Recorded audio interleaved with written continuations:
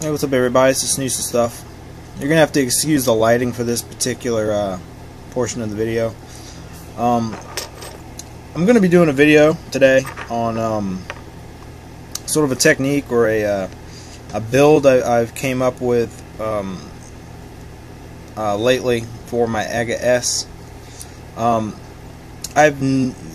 the whole time I've had an AGA-S, I've never had any luck with the stainless steel mesh wick. I've got it to work. I've got it to you know, I make my wicks correctly, I make my coils correctly, but this little AGA-S being so small, you get a lot of air pockets and stuff in the thing, and it just doesn't wick properly. I find myself always having to take the cap off, tip it until I see liquid coming out of the wick, and then putting the cap back on and vaping. And when it does vape, it's awesome. Very it's, you know, very thick, very good vapor. But you know, it just doesn't work for me. And I know there's a lot of people out there that just can't seem to get an AGA-S to work well with a stainless steel mesh wick. So that being said, I've come up with a build involving Silica Wick, twisted Kanthal, and horizontal coil rather than a vertical coil.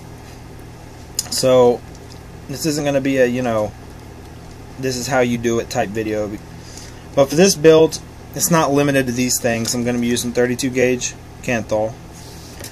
I'm going to be using 1.5mm wick and an AGA-S, completely disassembled and cleaned, preferably. So, first step is I'm going to be twisting my Kanthal. I'm going to be using a method I saw here on YouTube. It works pretty well, so I'm going to stop here and we're going to go to that section. Alright, so I'm going to be twisting Kanthal. So let me cut a little bit. What the hell I do with my tool?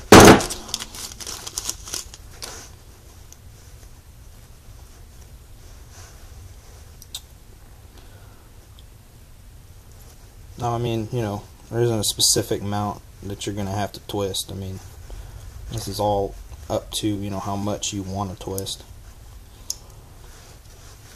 For this, I'm probably going to cut about that much.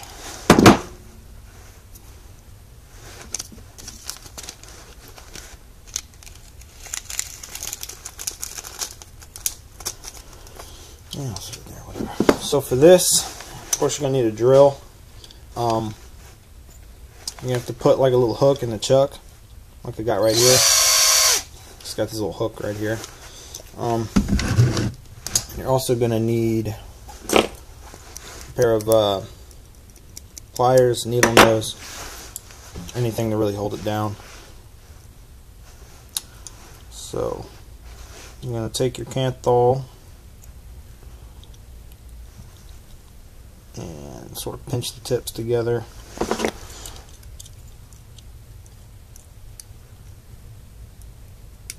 And grab it real good with your pliers. Put it on your hook and pull it firmly, but not, you know, real tight.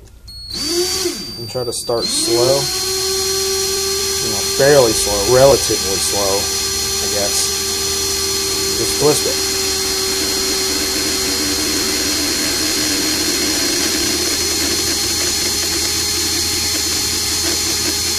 Until it breaks at whatever point. Usually it'll break at the end, but sometimes it'll break, you know, in the middle, you know, there. And luckily this time it broke where I wanted it to break. So there you go. Twisted 32 gauge Kanthal. I know you can't see it, this camera doesn't focus, but that's the stuff right there. That's what we're going to use.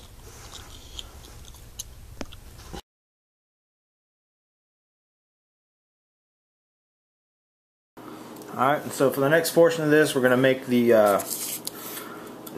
coil.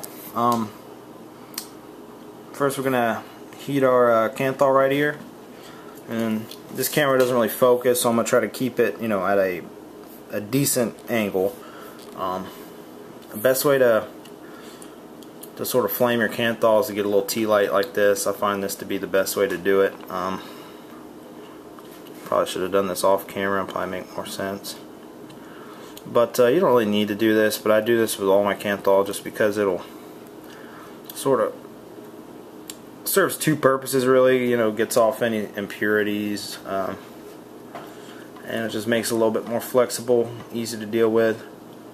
You don't really need to be holding this with tweezers or anything. This metal's so thin that the heat, you know, dissipates fairly quickly. You don't have to worry about your fingers getting burned up too bad. Alright. So once we got that, sort of wipe it clean a little bit. And alright, so now we can go ahead and start making our coil. So for this coil, I'm aiming for around I don't know, 8 to 10 wraps. I know that's a lot, but the reason being is because you can fit a pretty large wrap in between the center post and this lower post right here, your negative connection. And you'll kind of see why once I build it. But let me go ahead and do this. Let me go ahead and cut this down. It's going to make it a lot easier to manage. Go ahead and cut this piece down too. Alright. It doesn't really help that I got a busted finger.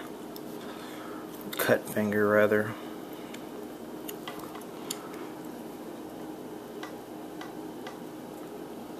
And you know, just make it doesn't have to be super tight, but you don't want it to be loose neither.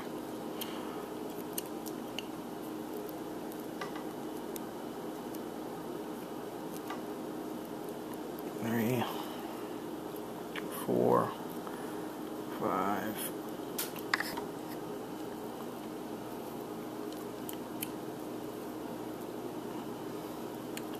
6, 7,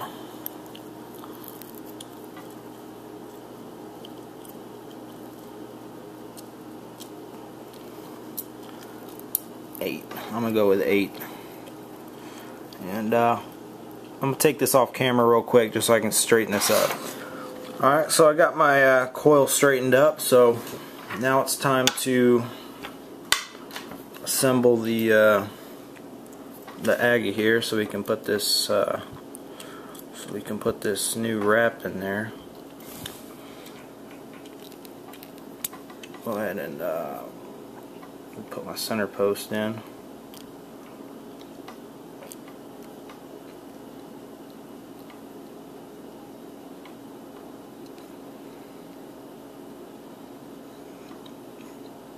And I know this it's not focused, you know, I know that.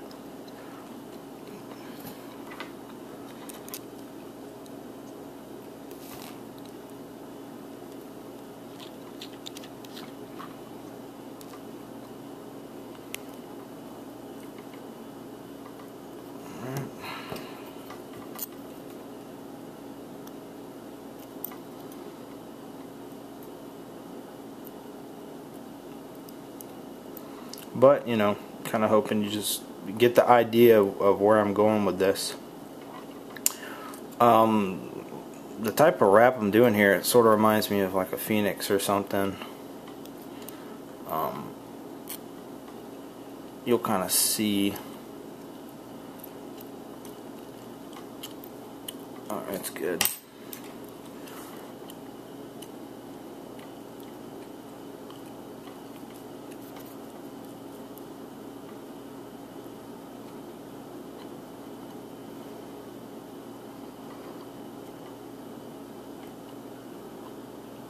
Okay.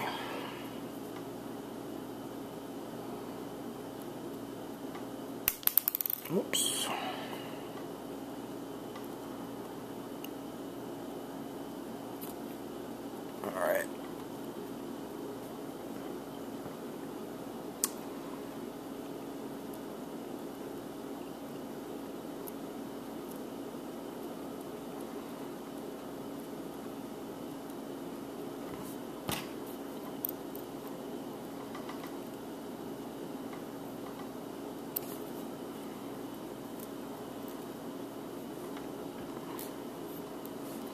Alright, I'm actually going to be wrapping my negative section of my coil up to this taller post right here.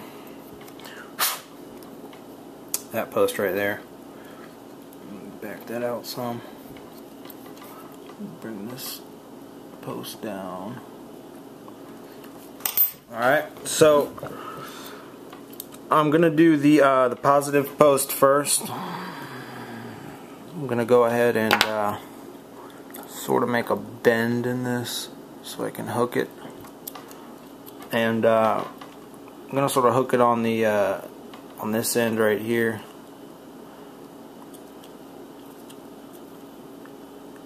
You're gonna want to keep this pretty close to the post. You don't want it to. You don't want to have a lot of wire in between your post and your coil. That leads to, you know, pretty significant hot spots, I've come to realize.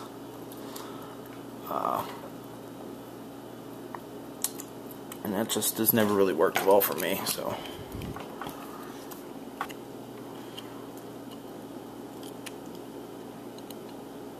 Alright, now I'm going to connect my negative here.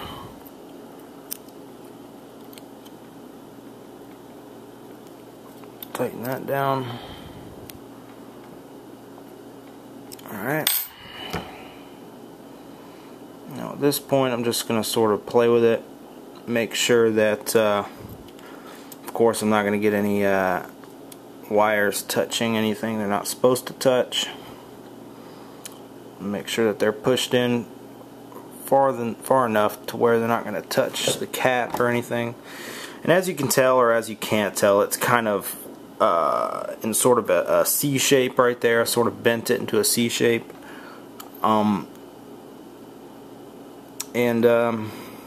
Yeah, it's looking pretty good. Might have to get in here and straighten the coils up just a teeny bit, but besides that, it's fine.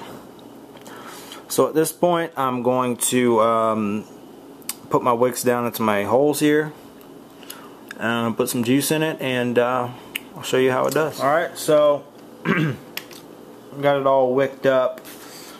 I got some juice on there. It's actually about 1.8 ohms, this coil right here. And right now I'm just, you know, giving it a little preliminary burn at about 3 volts. Just to sort of see how it does. And it's doing pretty good for 3 volts. So it'll warm up a little bit. There it goes.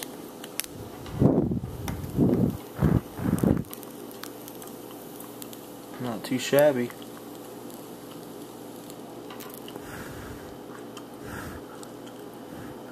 And you got no hot spots. It's pretty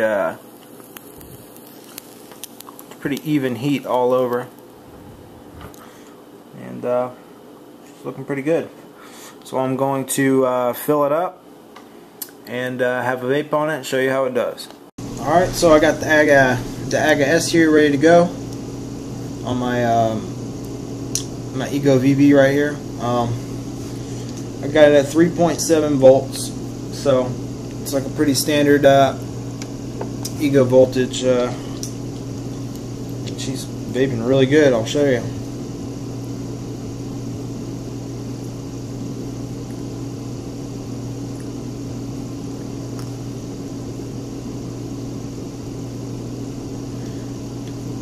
Very good.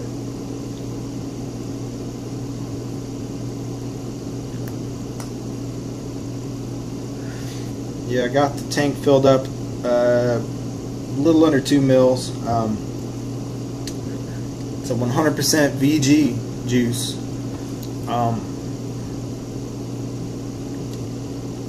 Wick's fine. Never any dry hits. No need at all for me to ever tilt this. It just wicks perfectly, and it performs a whole lot better than the stainless steel mesh type wick that I've been using with it.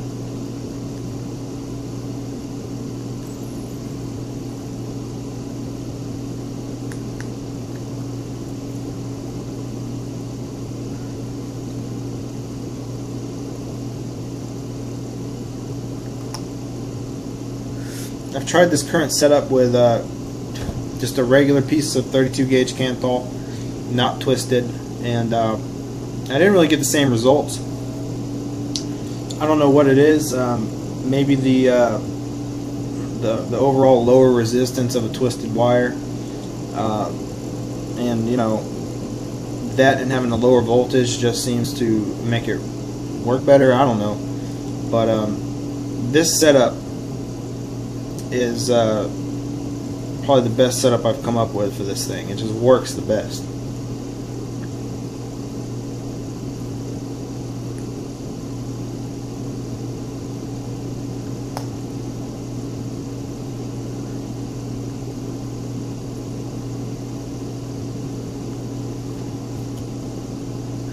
Really good flavor, really good vapor, solid.